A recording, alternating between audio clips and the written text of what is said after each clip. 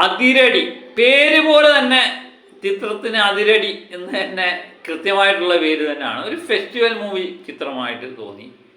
നമ്മുടെ ബേസിലും ടൊവിനോയും വിനീത് ശ്രീനിവാസനും ഷാൻ റഹ്മാനും ഒക്കെ ഒന്നിച്ചപ്പം എന്താണോ നമ്മൾ ആഗ്രഹിക്കുന്നത് അത് ചിത്രത്തിൽ നിന്ന് കിട്ടിയെന്ന് തന്നെ നിസ്സംശയം പറയാൻ പറ്റും. അതുപോലെ നമ്മുടെ ബേസിലാണ് ഈ ചിത്രം നിർമ്മിച്ചിരിക്കുന്നത്. ടൊവിനോയൊക്കെ ഉണ്ടെന്ന് കോ പ്രൊഡ്യൂസർമാരെ ടൊവിനോ ഉണ്ട്. അതുപോലെ ബേസിൽ ഇത് നിർമ്മിക്കുന്നു. മിന്നൽ മുരളി എന്ന ചിത്രം സംവിധാനം ചെയ്യുന്ന ബേസിലാണ്.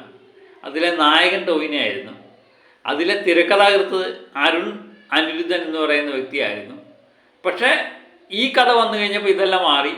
അരുൺ അനിരുദ്ധൻ എന്ന് പറയുന്ന വ്യക്തിയുടെ തിരക്കഥയിൽ അദ്ദേഹം തന്നെ സംവിധാനം ചെയ്യുന്ന ചിത്രത്തിൽ നമ്മുടെ ബേസിൽ ടൊവിനോയൊക്കെ നിർമ്മിച്ച് ഇവർ തന്നെ നായകന്മാരാകുന്ന ചിത്രം. ഇതാണ് ആകത്തുക ഈ ചിത്രത്തിൻ്റെ. അതുപോലെ ഇതിനകത്ത് നമ്മളെ വിനീതും ഷാൻ റഹ്മാനും എല്ലാവരും കൂട്ടുകാരെല്ലാം കൂടെ ഒന്നിച്ചു കൂടിയ ഒരു ചിത്രമായിട്ട് തോന്നി. അതുപോലെ അതിൻ്റേതായ ഒരു എന്താ പറയുന്നത് ഒരു വൈബ് ഈ ചിത്രത്തിനുണ്ടായിരുന്നു. നമുക്കൊരു സന്തോഷകരമായൊരു ചിത്രം കണ്ടുകൊണ്ടിരിക്കുന്ന ഒരു പ്രതീതിയുണ്ട്. അല്ലാതെ ആ ചിത്രത്തിന് ഉടനീളം കാണാം. കാരണം അടുത്ത സുഹൃത്തുക്കൾ എല്ലാവരും കൂടെ ചേർന്ന് ഒരു ചിത്രം നിർമ്മിക്കുമ്പം അതിനുണ്ടാകുന്നൊരു വൈബ് ഈ ചിത്രത്തിനുണ്ട്. അതുപോലെ ആദ്യ പകുതിയിൽ കോമഡി രീതിയിലൊക്കെ പറഞ്ഞു പോകുന്ന ചിത്രം രണ്ടാം പകുതി ആയപ്പോഴത്തേനും കത്തി കയറുന്നതാണ് നമ്മൾ കണ്ടത്. വിനീത് ശ്രീനിവാസനും ഷാൻ റഹ്മാനും ഒക്കെ പൊളിച്ചു എന്ന് പറയാം. പിന്നെ ടൊവിനോയുടെ കഥാപാത്രം അല്പം ഗുണ്ടായിഫൊക്കെ കലർന്ന ഇച്ചിരി കോമഡിയൊക്കെ കലർന്ന ചിത്രമാണ്, കഥാപാത്രമാണ് ടൊവിനോയുടെ ഇത്. അതുപോലെ ബേസിൽ ജോസഫ് എന്ന് പറയുന്ന നായകനാണോ എന്ന് ചോദിച്ചു കഴിഞ്ഞാൽ നായകനാണ്. പക്ഷേ എല്ലാ രീതിയിലും അദ്ദേഹത്തെ ഈ ചിത്രത്തിനകത്ത് കൊള്ളിക്കാൻ പറ്റിയിട്ടുണ്ട്. ബേസിലിൻ്റെ ചിത്രമാണോ അതോ ടൊവിനോയുടെ ചിത്രമാണോ വിനീതിൻ്റെ ചിത്രമാണോ എന്നുള്ള കൺഫ്യൂഷനിൽ നിർത്താൻ ഈ ചിത്രത്തിന് കഴിയുന്നുണ്ട്. നായകൻ ആരാണ് എന്നുള്ള ചോദ്യത്തിനൊന്നും ഉത്തരവില്ല. ആർക്ക് വേണമെങ്കിലും നായകനാകാം. അത് ഓരോരുത്തരുടെ കാഴ്ചപ്പാടിൻ്റെ പ്രശ്നമാണ്. പക്ഷേ പേര് പോലെ തന്നെ ഒരു ഉജ്ജ്വല ചിത്രം അതിരടി എന്ന് കേൾക്കുമ്പോൾ നമുക്കൊരു നമ്മുടെ മനസ്സിൽ തോന്നുന്ന ഒരു സാധനമുണ്ടല്ലോ, അത് ഈ ചിത്രത്തിൽ നിന്ന് കിട്ടും എന്ന് 100% ഉറപ്പാണ്.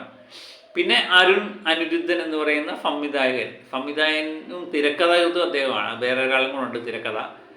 അപ്പം അദ്ദേഹത്തിൽ നിന്ന് നമ്മൾ ആദ്യ സംവിധാനം അപ്പം നമ്മൾ പ്രതീക്ഷിച്ചതിന് മുകളിൽ തന്നെ ഈ ചിത്രം കിട്ടിയിട്ടുണ്ട്. പ്രത്യേകിച്ച് വെക്കേഷൻ സമയത്ത് വെക്കേഷൻ മൂഡ് എന്നൊക്കെ പറയുന്ന കുട്ടികൾക്ക് ഒക്കെ ഇഷ്ടപ്പെടുന്ന രീതിയിൽ തന്നെ ഈ ചിത്രം എടുത്തു വെച്ചിരിക്കുന്നു എന്നുള്ളത് വളരെ സന്തോഷകരമായ കാര്യമാണ്. പൊളിക്കും 100% ഉറപ്പ്. ഈ ചിത്രം വെക്കേഷൻ ഈ ചിത്രം അടിച്ചു പൊളിക്കും എന്ന് 100% ഉറപ്പ്. മലയാള സിനിമയുടെ ചരിത്രം തൊട്ട് മാറ്റി എഴുതുന്ന പല ചിത്രങ്ങളും വന്നു. വാഴ 2 ഒക്കെ വന്നു. അങ്ങനെ ഈ വെക്കേഷൻ കാലത്തും മികച്ച ചിത്രങ്ങളുമായിട്ട് മലയാള സിനിമ ഇങ്ങനെ ഉയരങ്ങളിലേക്ക് കീഴടക്കിക്കൊണ്ടിരിക്കുകയാണ്. അതിനിടയിലാണ് അതിരടി എന്ന ചിത്രവും വന്നിരിക്കുന്നത്. അതും മികച്ച രീതിയിൽ തന്നെ പ്രേക്ഷകർക്ക് ഇഷ്ടപ്പെടുന്ന രീതിയിൽ തന്നെ എടുത്തു വെച്ചിട്ടുണ്ട്. നിങ്ങൾ തിയേറ്ററിൽ പോയിരുന്ന് കാണുക. അതുപോലെ നമ്മുടെ മെയ് 21-ാം തീയതി ദൃശ്യം 3 എത്താൻ പോകുന്നു. ഇതൊക്കെ തന്നെയാണ് വെക്കേഷൻ കാലത്തെ നമ്മൾ പ്രതീക്ഷയോടെ കാത്തിരുന്ന ചിത്രം. ഏതായാലും അതിരടി എന്ന ചിത്രത്തെ നമ്മൾ പ്രതീക്ഷിച്ചു. അത് ഒരു പരിധിവരെ പ്രതീക്ഷ കാത്തു സൂക്ഷിക്കാൻ പറ്റിയിട്ടുണ്ട്. നമ്മളെ നിരാശപ്പെടുത്തിയുള്ള പ്രകടനമൊന്നുമല്ല. ടൊവിനോയും ബേസിലും ശ്രീനീതും ഒക്കെ എന്തിക്കുമ്പോൾ നമ്മളുടെ മനസ്സിലൊരു പ്രത്യേക വൈബുണ്ടല്ലോ. ആ ചിത്രം കൃത്യമായിട്ട് ഈ ചിത്രം അത് നേടിത്തന്നിട്ടുണ്ട്. എനിക്ക് ഇഷ്ടപ്പെട്ട ചിത്രമാണ്. നിങ്ങളും പോയിരുന്ന് കാണുക. നമ്മൾ ഇഷ്ടമായിരിക്കണമെന്നല്ലേ എല്ലാവർക്കും ഇഷ്ടം. നിങ്ങൾ പോവുക, കാണുക, കുട്ടികളെയും കൂടെ കൂട്ടുക. അപ്പം തമാശയും കുറച്ച് അടിയും ഇടിയും ഒക്കെ ആയിട്ട് മനസ്സ് സന്തോഷിച്ച് തിരിച്ചു വരാം. അപ്പം മറ്റൊരു വീഡിയോയുമായിട്ട് വീണ്ടും ഞാൻ എത്തും വരെ ഓക്കെ ബൈ.